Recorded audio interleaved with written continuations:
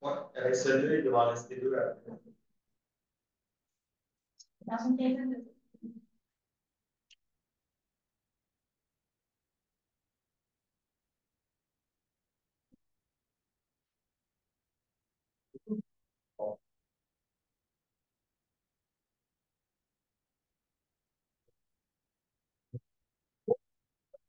ça. Et vous faites patient. Ça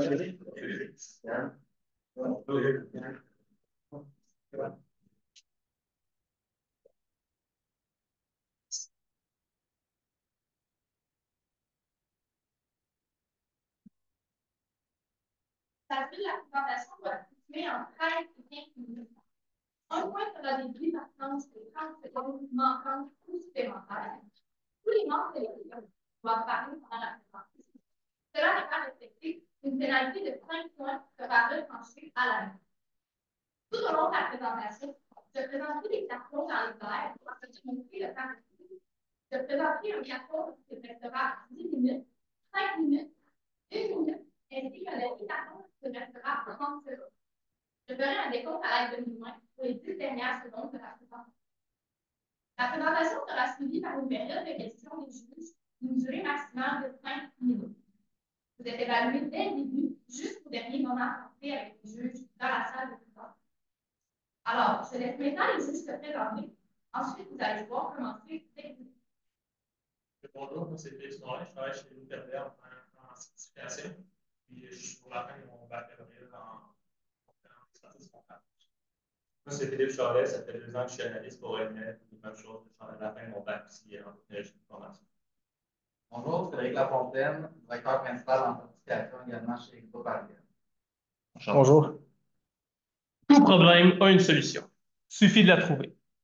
Aujourd'hui, la firme Atypique, composée de Akiel Giroux, Yoann Gauthier et moi-même, Tristan Mullen, avons décidé de sortir des sentiers battus afin de vous proposer une solution atypique qui saura amener votre entreprise au pic de sa performance. Premièrement, le mandat que vous nous avez confié est celui qui s'affiche à l'écran. D'élaborer un plan stratégique pour le groupe RDL afin de, premièrement, développer une marque employeur, renforcer le positionnement et élargir le besoin de la clientèle. Pour trouver les meilleures solutions innovantes pour répondre à ce mandat-là, nous avons procédé à l'analyse du développement interne et du développement externe. Premièrement, au niveau des forces de groupe RDL, on a noté que vous êtes vraiment reconnu pour la passion que vous avez envers la comptabilité, la proximité que vous avez envers vos clients, ainsi que votre expertise dans différents secteurs. Vous n'avez pas toutes vos œuvres dans le même panier, comme vous dites. Vous êtes vraiment une offre de services diversifiés et vous avez plusieurs services et secteurs couverts. Aussi, vous êtes vraiment reconnu pour les avantages sociaux que vous offrez à vos employés, que ce soit le télétravail ou la force sur la conciliation avec les familles, en fait, ou sinon que vous misez sur le bien-être de vos employés. Aussi, on a noté que vous avez déjà une bonne présence sur les réseaux sociaux et que vous avez une croissance entre 2021 et 2022 de 9,6 ainsi que vous avez été en mesure d'aller chercher 30 employés entre 2021 et 2022. Par contre, au niveau des freins qui pourraient nuire dans votre développement, on a noté que vous avez une présence insuffisante dans les grandes régions, surtout dans Montréal, ainsi que dans la belle province. Ou sinon, vous avez moins de ressources humaines que vos concurrents, comme Mallette ainsi que MNP. Et aussi, on a aussi noté dans vos freins que vous avez peu de transférabilité des réalisations en raison de la proximité de vos conseillers avec les clients. Maintenant, au niveau de l'environnement externe, on note une opportunité qui est que vos concurrents ont très peu de présence sur les réseaux sociaux. Au niveau des menaces, la concurrence est très forte. Tous les autres cabinets comptables représentent une menace pour vous. Et puis, comme tout commerce, la pénurie de main-d'œuvre est un enjeu majeur. Quelque chose que j'ai oublié de mentionner est qu'au niveau des opportunités, euh, on peut utiliser cet auditoire qui est non ciblé, en fait, et on ira le chercher. Donc, maintenant, comment allons-nous aller le chercher avec la stratégie que nous avons mis en place, que nous allons vous offrir? Le nom de cette stratégie est la stratégie de passif à actif. Je vois des points d'interrogation dans certains yeux. Pourquoi de passif à actif? Certainement, vous le savez, la comptabilité a un stéréotype assez morose et unilatéral. Mais avec la stratégie de passif à actif, nous vous proposons de rehausser l'image de la comptabilité, de prendre les choses en main, d'être actif et de mettre la comptabilité essentiellement à vos couleurs. Donc, pour activer votre entreprise, on commence par le volet des réseaux sociaux. Nous ciblerons 2 auditeurs cibles dans le but d'aller chercher des employés potentiels ainsi que des clients potentiels. Au niveau des employés, on cherche un auditoire de 18 à 28 ans. On cherche des étudiants ou des personnes avec un bon intérêt pour la comptabilité. Et étant étudiant, évidemment, on y va avec un faible revenu de 5 à 30 000 par année. Au niveau des clients maintenant, on cherche un auditoire un petit peu plus vieux qui peut-être a moins à cœur ses finances, donc a besoin de nos services et a un revenu de 30 à 60 000 par année. Pardon. Euh, le but de ce volet sera de décupler le nombre d'abonnés sur vos réseaux sociaux d'ici 2025. Si vous n'êtes pas familier avec le terme décupler, veut dire multiplier par 10 le nombre d'abonnés. Le message qu'on enverra sur les réseaux sociaux sera que le poste de CPA, contrairement aux stéréotypes, est un peu moins sérieux et pas ennuyant, mais euh, un peu plus attrayant et dynamique qu'on le pense. Euh, on va aussi promouvoir les services de votre groupe. Euh, pour ce faire, on va aller sur les plateformes TikTok, Instagram, Facebook et Spotify. Le même comptable sera l'image de l'entreprise sur toutes les plateformes afin qu'on puisse s'associer à lui, qu'on ait un bonne appartenance à la même personne et au groupe. On voudra publier 3 fois par semaine des vidéos de court format sous forme de storytelling. Par hochement de tête, connaissez-vous Pierre-Charles Jolicoeur, un courtier hypothécaire? Oui. C'est le genre de contenu qu'on veut faire. Donc, on va présenter les histoires de nos clients, toujours en restant 100% confidentiel, et on veut vraiment prendre appartenance à lui parce que, évidemment, un peu comme comptable, un courtier hypothécaire, ça n'a pas l'air très intéressant comme travail, comme démarche à faire. Calculer des chiffres, tout le monde n'aime pas ça. Mais tout le monde peut se retrouver dans les vidéos de Pierre-Charles Jolicoeur et c'est ce qu'on cherche. L'ICP, donc l'indice clé de performance, ce qui déterminera si notre stratégie marche ou pas, sera l'augmentation des abonnés et l'augmentation des clients ainsi que des employés. Donc, pour ce qui en est du deuxième volet de la stratégie de passif à actif, le volet recrutement. Nous voulons générer 10 CV par mois pendant la prochaine année, pour aller chercher des stagiaires potentiels dans votre entreprise. Il était mentionné dans le cas que vous aviez beaucoup de difficultés à recruter. Oui, c'est ambitieux, 10 CV par mois, mais l'essentiel est d'aller chercher une grosse banque de CV, faire un premier tri. Ensuite, passer les gens qui ont un CV typique de ce que vous cherchez dans votre entreprise, les passer en entreprise, puis faire un filtrage par la suite pour rester avec la crème de la crème à la fin. Comment aller chercher autant de CV, vous vous demandez probablement? Eh bien, nous allons faire des conférences interactives avec la même personne, le même CPA, qui va être affiché sur les médias sociaux. Pourquoi peut-être? Eh bien, parce qu'on veut vraiment que cette personne soit l'image de l'entreprise. On veut que le CPA qui existe déjà dans votre entreprise, qui est très volubile, qui est bon communicateur, soit relié directement avec la marque. Maintenant, comment nous allons faire en sorte que les conférences vont être volubiles, vont être interactives et attirer la clientèle dans les universités et les cégeps à proximité de votre emplacement, soit à Victoriaville? Eh bien, avec des activités questions-réponses. Sûrement que vous connaissez la plateforme Kahoot. Eh bien, que ce soit dans les universités, les cégeps ou les écoles primaires, Kahoot fait fureur avec n'importe quel étudiant lorsqu'un prof ou un conférencier leur dit que ça va être une activité qui va faire partie du programme. Intégrer ça à des conférences va sans doute aider à garder une captivité, puis aussi une approche blagueur. Donc, il y a un stéréotype, on dit, depuis le début de notre présentation, il y a un stéréotype de comptable. La première chose à faire est de franchir ce stéréotype, avoir une approche très humaine, très proche des gens qui vont assister aux conférences dans les cégeps et les universités. Puis, un bon support visuel, c'est de base, on l'a mentionné, pour être certain que ce soit implémenté. Et puis, ultimement, on vous suggère d'embaucher 15 stagiaires. Donc, à la fin, la crème de la crème serait 15 individus qui seraient 15 individus sur les 120 CV générés pendant l'année. L'indice clé de performance qui nous aidera à déterminer si notre stratégie fonctionne ou si elle est à améliorer est le nombre de stagiaires recrutés, bien évidemment, en fin d'année, et surtout le nombre de CV générés. Ça peut être analysé à chaque mois. Maintenant qu'on sait comment recruter 15 stagiaires par année, comment on fait pour les fidéliser? Et aussi, comment on assure la transférabilité de vos clients lorsque les conseillers vont partir vers ces stagiaires? La manière qu'on va procéder, c'est qu'on va faire un programme de parrainage, en fait. Chacun des 15 stagiaires, quand il va commencer dans votre entreprise, va être parrainé à un conseiller expérimenté pendant 2 ans. Au début, il va avoir beaucoup de transfert de connaissances. Mais par la suite, ils vont pouvoir faire des partages de tâches et chaque client va pouvoir avoir comme ressource le conseiller, mais aussi son stagiaire.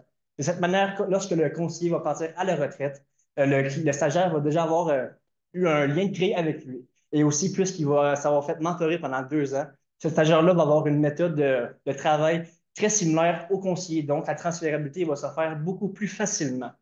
Aussi, avec le programme de mentorat, on va aller développer la relève des stagiaires des techniciens comptables. Et pour ceux qui veulent poursuivre leurs études vers le bac en expertise comptable ici ou vers le titre de CPA, on va pouvoir leur offrir une conciliation avec leurs horaires d'école pour inciter encore plus les techniciens comptables à poursuivre les études et à rester avec le groupe RDL.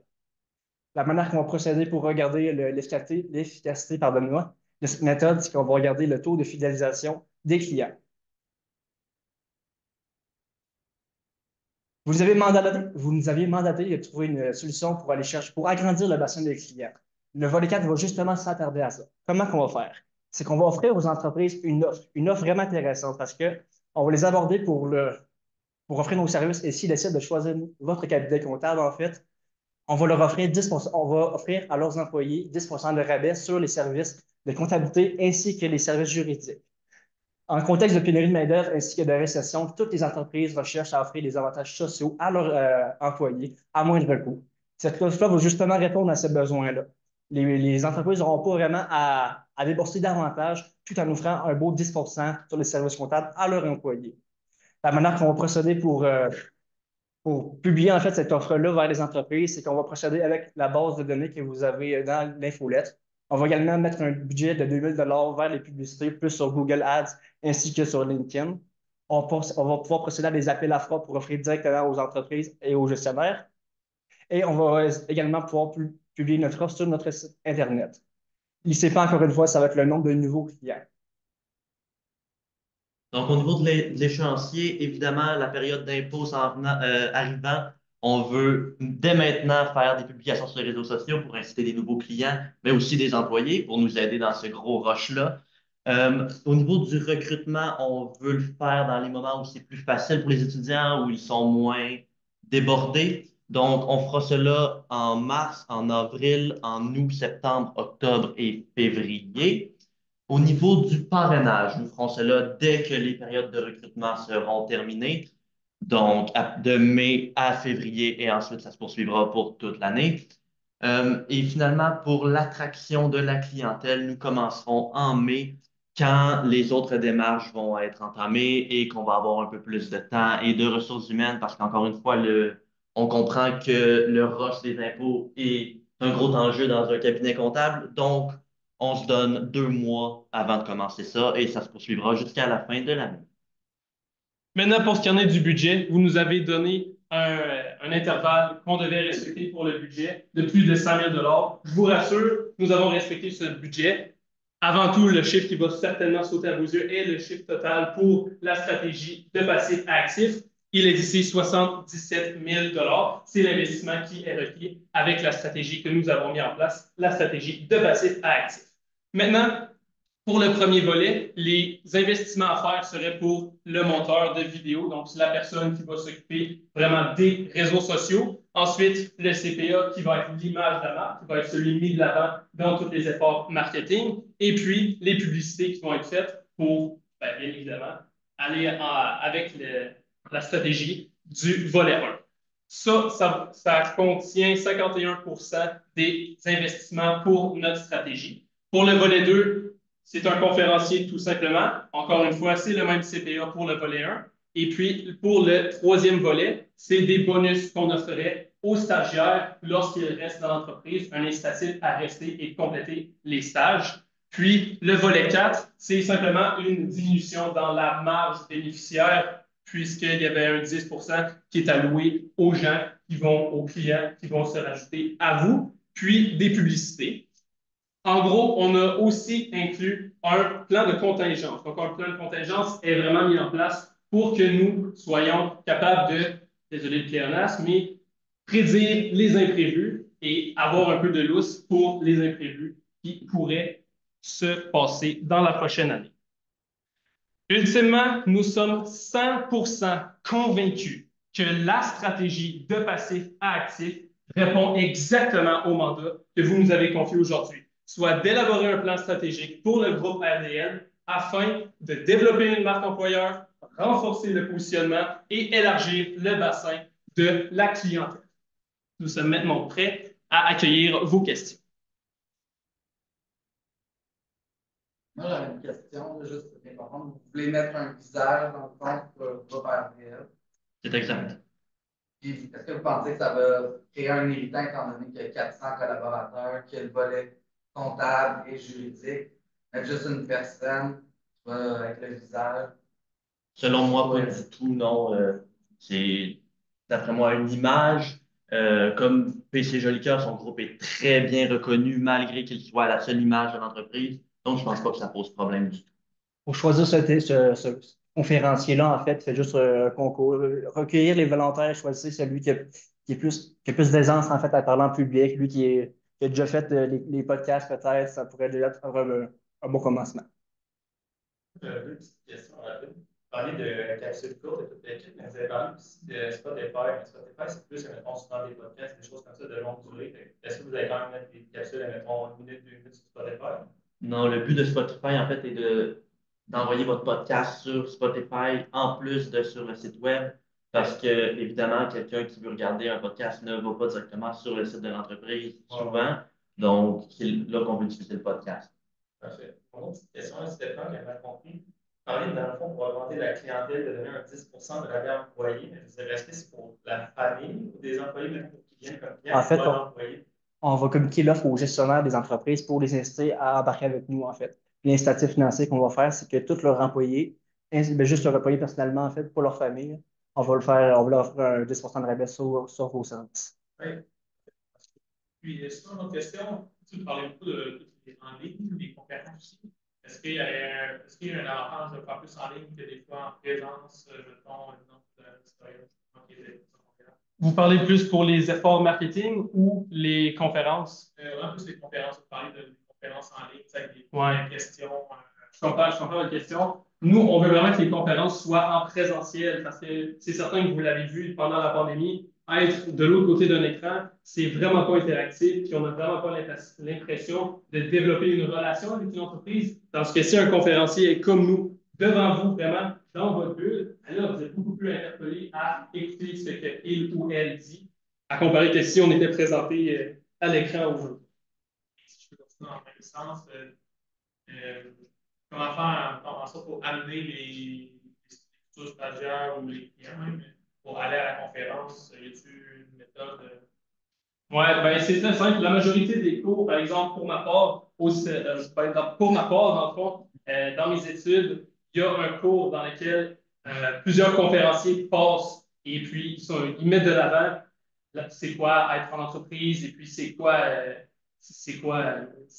le domaine dans lequel on vous invite à venir dans notre entreprise. Alors, c'est vraiment très faisable. Depuis plusieurs cours que ça fait partie des exigences d'aller d'inviter des conférenciers puis d'écouter leur expertise. Oui. J'aurais une autre question concernant la traite clientèle, tout ça. Est-ce que vous avez un point de vue concernant le fait qu'on ne soit pas à Montréal, Sherbrooke, dans les grandes villes?